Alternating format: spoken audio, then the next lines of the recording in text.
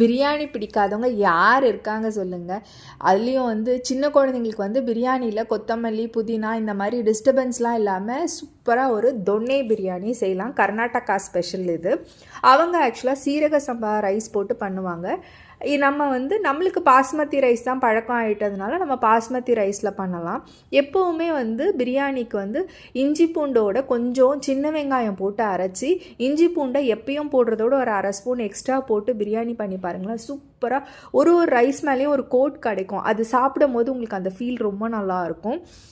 பிரியாணியை வந்து இறக்கின அடுத்த செகண்ட் சாப்பிட்டுடணும். அது வந்து ஆறி ஃபேன் போடக்கூடாது, சூடாக சாப்பிட்டா தான் அவ்வளோ நல்லாயிருக்கும். அதுக்கப்புறம் நீங்கள் சூடு பண்ணி சாப்பிட்டாலாம் அந்த டேஸ்ட் வரவே வராது. இறக்கின செகண்ட் சாப்பிட்டிங்கன்னா தான், அதுவும் மட்டன் பிரியாணி பீஸ் கூட தேவையில்லைங்க, அந்த வாசனைக்கே அப்படியே சாப்பிட்டுடலாம். எத்தனை பேருக்கு அந்த மாதிரி இருக்குன்னு சொல்லுங்கள். எனக்கு எவ்வளோ வேலை இருந்தாலும் ஃபஸ்ட்டு ஆஃப் அன் ஹவரை நான் சாப்பிட்ருவேன்.